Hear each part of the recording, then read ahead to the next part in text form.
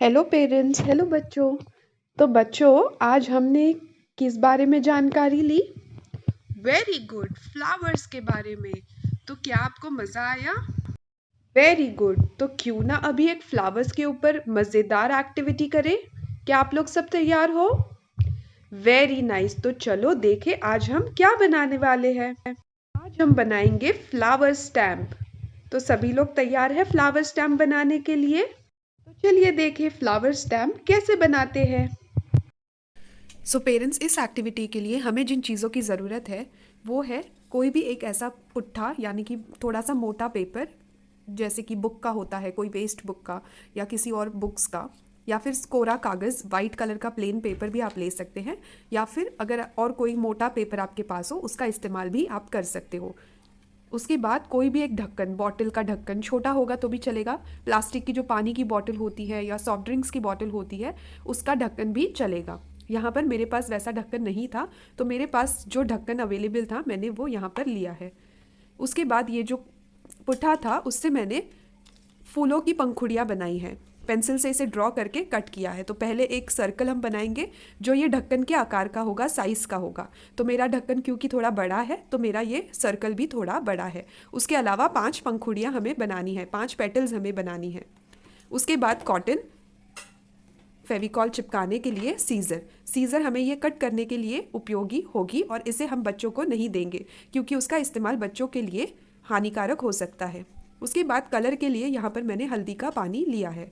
तो अभी हम देखेंगे हमें ये स्टैम्प जो आज हम बनाने वाले हैं, फूलों का स्टैम्प, वो हम कैसे बना सकते हैं। तो सबसे पहले हमें उस सर्कल को उस ढक्कन के ऊपर चिपकाना है। अगर आपका बॉटल का ढक्कन होगा तो इससे छोटे आकार का होगा तो भी कोई दिक्कत नहीं है, हम उसका इस्तेमाल कर सकते हैं। सिर्फ हमारा सर्कल भी और फूल की साइज़ भी, आकार भी छोटा रहेगा। तो आपके पास जो भी ढक्कन है आप उसका इस्तेमाल कर सकते हैं। तो इस तरीके से हम वो सर्कल पे फेविकॉल लगाएंगे और फिर उसे उस ढक्कन पर चिपकाएंगे।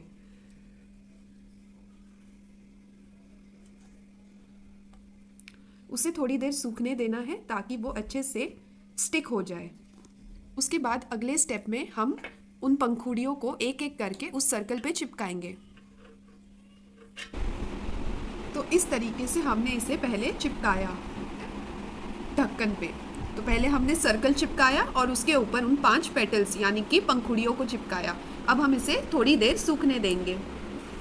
जैसे ही ये सूख जाता है फिर हमें इसके ऊपर रुई चिपकानी है, क्योंकि ये हम स्टैम्प के तौर पे इस्तेमाल करेंगे। तो जब हम इसे पेंट में डुबोएंगे तो उस पर रुई का इफेक्ट आएगा जब इसे हम पेपर पे प्रिंट करेंगे। जैसे ही ये पूरी तरीके से सूख जाता है तो हम इसके ऊपर किसी भी टेक्सचर यानी कि किसी भी तरीके के कपड़े को या फिर रुई को चिपकाएंगे, ताकि हम उसे जब पेंट में डुबोए और उसका छाप लेने की कोशिश करें बुक पर तो वो थोड़ा सा अलग दिखे, ताकि बच्चों को इसे करने में मज़ा आए। तो मैं यहाँ पर रुई का इस्तेमाल कर रही हूँ। अगर आपके पास रुई ना हो या आपके पास जूट यानी कि गोनी का जो कपड़ा होता है, जिसे हम सैक कहते हैं, जिसमें हम राशन लाते हैं, धान लाते हैं, वो भी, उसका भी जब प्रिंट आता है तो बहुत दिखने में अलग और अच्छा दिखता है। तो बच्चों के लिए आप उसे भी यहाँ पर चिपका सकते हैं, उसके छोटे छोटे टुकड़े करके उसे भी यहाँ पर चिपका सकते हैं। अगर या आपके पास ऊन है तो आप ऊन के छोटे छोटे टुकड़े भी यहाँ पर चिपका सकते हैं, ताकि ऊन का जब प्रिंट लेंगे, छाप लेंगे, तो वो भी अलग दिखता है। तो इस तरीके के आप कोई भी प्रकार के छाप यहाँ पर चिपका कर जब उसे पेंट में डुबोएंगे तो उसके छाप बुक पर आ जाएंगे और वो दिखने में बहुत ही अलग और अच्छा दिखेगा और बच्चों को वो करने में बड़ा मज़ा आएगा। इस प्रकार आप अलग अलग छाप के लिए अलग अलग चीज़ों का, घर पे ही अवेलेबल रहने वाली चीज़ों का इस्तेमाल कर सकते हैं। इस तरीके से हमारा स्टैम्प जिस पे हमने कॉटन चिपकाया है वो रेडी है। आप, जैसे कि पहले मैंने कहा, आप इस पर कॉटन की जगह जूट यानी कि गोनी का कपड़ा भी चिपका सकते हैं या फिर ऊन भी चिपका सकते हैं, जिससे हम अलग अलग टेक्सचर यानी कि अलग अलग प्रिंट बच्चों को करने के लिए दे सकते हैं।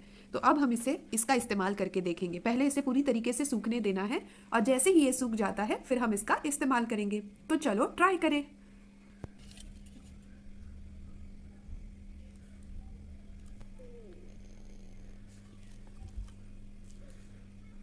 तो ये हो गया हमारा स्टैम्प किया हुआ पेपर।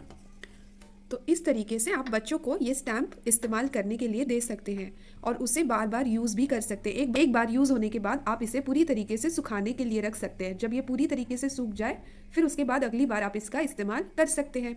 बस हमें ध्यान इस बात का रखना है कि अगर हम इसे ज़्यादा बार यूज़ करना चाहें तो हमें पेपर की जगह पुट्ठे का इस्तेमाल करना होगा। जो हमारा स्टैम्प बनाना है हमें उसके लिए हमें पुट्ठे का इस्तेमाल यानी कि किसी मोटे कागज़ का इस्तेमाल करना होगा ताकि वो अच्छे से टिक पाए। अगर आप इसे स्ट्रॉन्ग बनाना चाहते हैं इस स्टैम्प को ताकि आप ज़्यादातर इसे यूज़ कर पाओ तो आप यहाँ पर पेपर या पुट्ठे की जगह पर प्लास्टिक के छोटे छोटे शीट्स का भी इस्तेमाल कर सकते हो। प्लास्टिक की शीट जो फोल्डर के तौर पर हमें बाहर मिलती है उसके इस्तेमाल से भी आप इसे बना सकते हो जो गीले होने के बावजूद ख़राब नहीं होती, ना वो ख़राब होगी ना वो निकलेगी। बच्चों, थी ना ये एक्टिविटी मज़ेदार? पेरेंट्स, आपको बच्चों से इस एक्टिविटी को करवाना है और इसके प्यारे प्यारे वीडियोस बालवाड़ी ग्रुप पर ज़रूर शेयर कीजिएगा।